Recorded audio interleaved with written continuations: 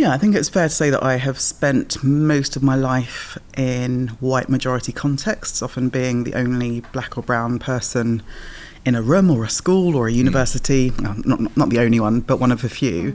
I was born in Nigeria, in Lagos, which is Africa's most populous city. It is hot and bustling and full of loud entrepreneurial Nigerians. So was born there, but we moved to the UK when I was 4. And so I moved with my parents and my 2 younger sisters, and we moved to southeast London. We moved to Greenwich.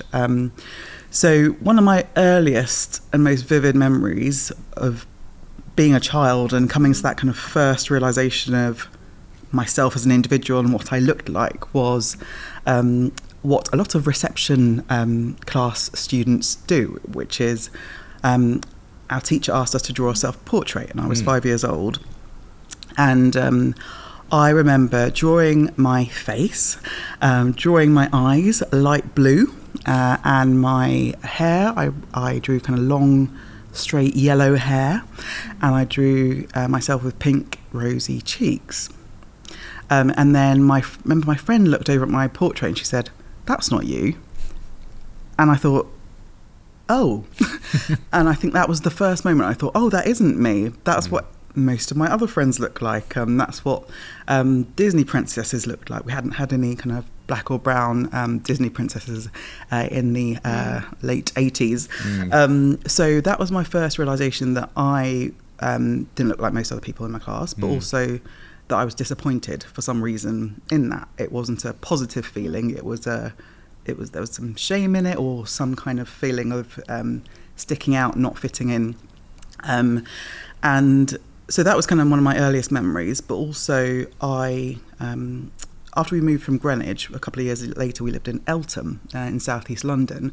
And for those who remember this, Stephen Lawrence, a black teenager, was killed in Eltham when I was 9. So kind of down the road from where I lived. And at that point in the early 90s, there were a lot of white racists around in Eltham and Welling and places like that.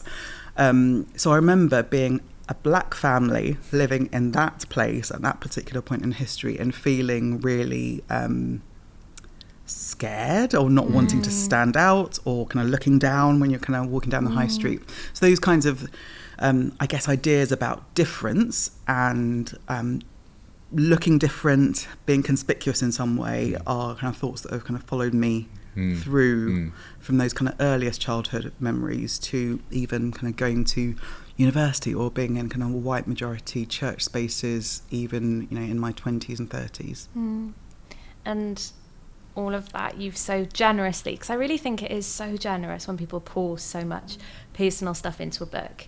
You've so generously and beautifully poured it into your book, God Is Not a White Man. And every now and again, Justin can attest to this, I get a bit fangirly if I've read someone's book and just absolutely loved it, and then I get to speak to them and it's as if the book is coming to life in front of me. So apologies if I slip into that mode. But can you... Gushing mode, yeah.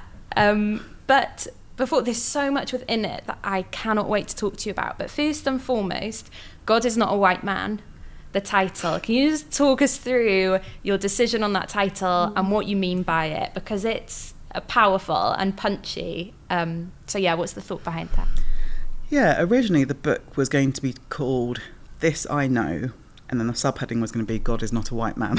And then my publishers were like, no, that is the title. And it feels quite in your face as a title.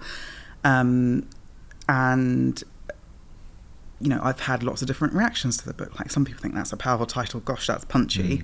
Some people immediately take offence to the title, and I find that interesting. Why? What offence are they taking? Because on the surface of it, it's quite an obvious statement. I think it's obvious and true, but I think some people immediately think that it's part of a woke agenda, which is trying to... This is often people who are not as theologically literate Right. as they might be, but see Christianity as something that is synonymous with Englishness and whiteness. So to say God is not a white man is almost kind of ridding them of this sense of kind of British pride, which I find offensive myself in lots of different ways. But but I think most people who are Christians especially obviously know that it's a true statement. God is not a white man. God is not like Justin. God is God. But if you were to kind of look beneath that kind of obvious statement, and if you kind of stood back and you looked at church history or theology, or if you walked into most churches or Church of England churches in the UK, you might be forgiven for thinking God is a white man, because actually the voices that we listen to are often white men. The ways in which God is portrayed in art is as a white man. The theology, the kind of all of the stories that we hear are kind of tipped towards whiteness and maleness. So the book title in full is God is Not a White Man and Other Revelations, because even though I have always known that, there was a point in which a few years ago I thought, oh, God isn't a white man, literally isn't a white man, but also all of these kinds of trappings of whiteness or white superiority or patriarchy that come with or intertwined with a lot of theology and the way that the church does things mean that we need to kind of work hard at disentangling God from the whiteness and the maleness.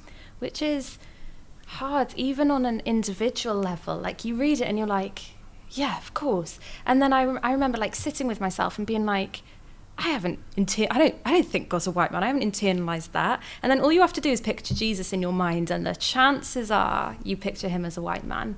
And that's so, you can think like institutionally we need to tear those down. And like, I've been thinking that I've been, doing that. And I'm like, but within me, I can't get away from the fact that Jesus has been presented to me as a white man, and God has been presented to me as a white man my whole life. So it's deep, isn't it? Yeah, and I mean, if I'm being honest, I've written the book, God is Not a White Man. Still, if I picture Jesus, the first image that comes to my mind is white, blue-eyed Jesus, or God that looks a bit like Father Christmas. And I'm trying to work hard to try and change those images. It's not just that white people see God as white and white people see Jesus as white. Part of the whole problem, which I try to bring out in the book, is that actually, if you go to my grandmother's house in Nigeria, and if she has a picture of Jesus on her wall, that's probably white Jesus too.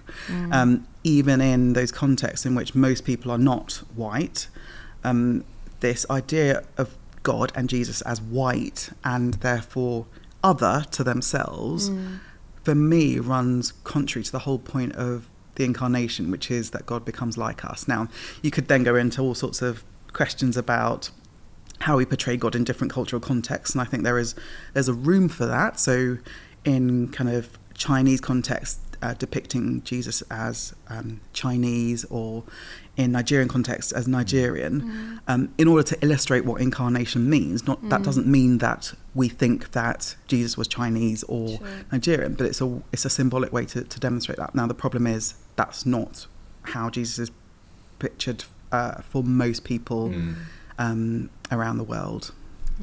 So one of the ways in which this could be addressed is potentially by encouraging churches and Christians to explore different ways of portraying God and Jesus. I remember, so my wife and I spent about 8 months in Namibia just after we got married, and we were working at an Anglican mission station, and interestingly they had a black Jesus on the cross as the main sort of image in that church.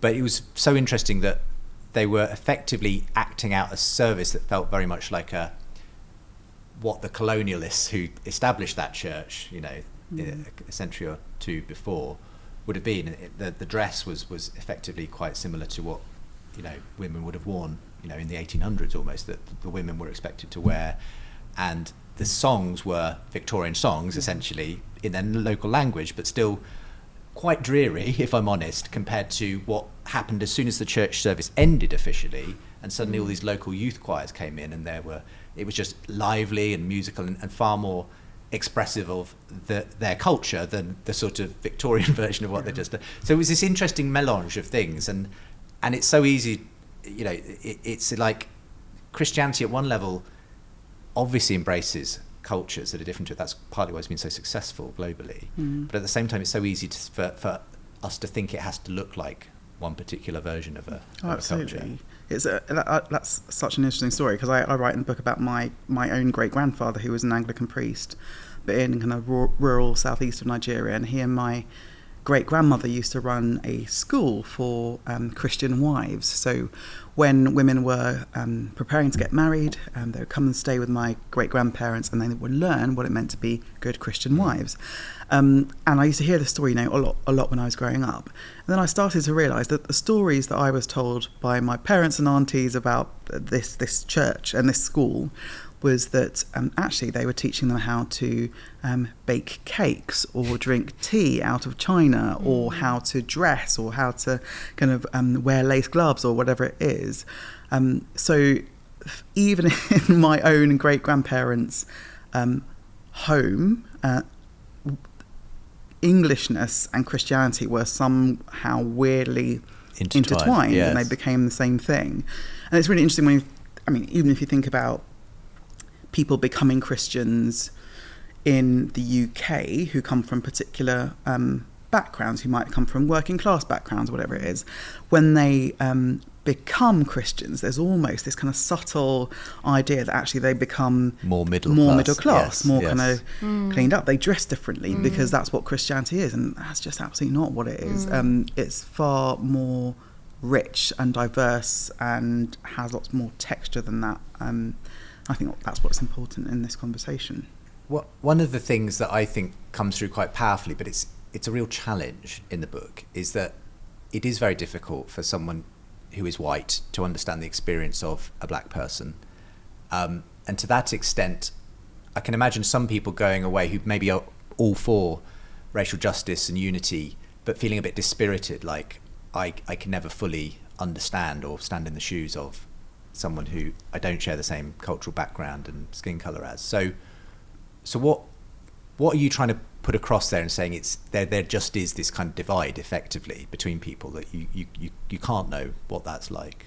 And that's where some of the problems come in, because people think they can. I'm colourblind, but it's not that simple. Yeah, sorry, my face. My biggest bugbear in having these conversations about race is when people respond to what I've said with, I'm colourblind, I don't see race, you know, I've got a black son-in-law or mixed race grandchildren or whatever it is. And I find that completely misses the point. First of all, the idea of colourblindness, I think that's wrong. I think what we need to see is the colour and the diversity in everyone, and recognise and value that, not feel like we need to not see it, because if we saw it then it would be problematic. So I can understand why some very well-meaning people who are all about kind of justice and wanting to end racism might feel dispirited because they couldn't walk in my shoes. But I think it's not about walking in my shoes, it's about standing alongside people who are walking in their own shoes. I don't understand what it's like to be a white person. I don't understand what it's like to be someone who has a physical disability. I don't think the sadness comes from me not being able to walk in their shoes or to live the lives that they live. But actually what I need to do is listen to their experiences, form a relationship with them, really try to understand the lives that they are leading, the difficulties or the challenges or the joys that they might experience, and come alongside them. I think it's really important that it's all about relationship, really. It's about knowing the stories. That's partly why I kind of share the kind of personal stories, is because actually that's the way that you can create empathy and solidarity, rather than wanting to kind of be in my shoes. I don't think that's possible. I as I was reading the book, I've read it a couple of times. I read it more recently in anticipation for this conversation, and both times I think I read it and I'm it absolutely like tears my heart apart on two levels. A little bit of it because I'm like tiny little pieces about being a woman, a Christian woman. I'm like, oh yeah, I've experienced that. But the vast majority of it is the fact that I've been so blind and just naturally go so blind to the experiences of black women as opposed to me as a white woman. And so there's a chapter in your book all about that, and it's so beautiful. And I think you say that there's a sort of a line in it where you say white women should have been at the forefront of fighting for us as black women, and we weren't. And that's so heartbreaking. And I think one of those ways, one of the most powerful stories you put in the book is when you were giving birth. Was it to your son? And you say that you were aware of the fact that you were a black woman as you were giving birth, and that might have put your son in danger, and that the fact that he had a white dad was a means of protection, so that you were even regulating your behaviour while giving birth to a human in accordance to being a black woman. And in what this is a huge question, but for white women in particular, where are the most common blind spots where you're like, you think you get it because you're a woman, you think you get it because you're a Christian woman, and so you deal with those dynamics, but like you have no idea. Oh gosh, I'm trying not to cry on this one. So that particular, I think giving birth is one of those kind of very obvious examples in which there is disparity. So in the UK, black women are 5 times more likely to die in childbirth than white women. And then even if you look kind of globally, I used to work for Christian Aid, and we did a kind of maternal health campaign in which women in Sierra Leone were 100 times more likely to die in childbirth than women in the UK. Wow. So there's like so much kind of inequality that exists. And the hospital that I gave birth to my first son in was a hospital that a few months before a black woman had died giving birth. So that was completely in my mind, and that's the first time I'd given birth. I was absolutely terrified anyway, like most women are giving birth. But I had this added kind of baggage and almost like a responsibility to just try and play down whatever stereotypical ideas that midwives or health because I need to hear what it is about that's feeding into that, because many people think, well, a black woman and a white woman have access to exactly the same resources when they go into a hospital to give birth. So what's going on there? Yeah, so there's been a lot of kind of research digging into why. You might think that it's because of a difference in socioeconomic or educational backgrounds, but actually what the research finds is that regardless of whether a black woman is middle class or affluent or working class, the outcomes are still bad. It's still worse for black women. So there is something happening in the system. It might be about kind of this might be about some stereotypes about how black women's bodies are different and might be able to take more pain. There's these kind of subconscious ideas that go back to I guess slavery times, which is about how the strong black woman who is able to withstand pain. So then when a black woman is giving birth, she might not be taken seriously, or there might be some cultural issues around, if there's lots in the media about black women having poor outcomes within the health service in general, black women themselves might be less likely to go forward or ask for help, and therefore they might leave it longer and put themselves in danger. But there's something structural there. So there's a lot of re-education in trying to help health professionals get rid of these kinds of unconscious biases that they might have about black women.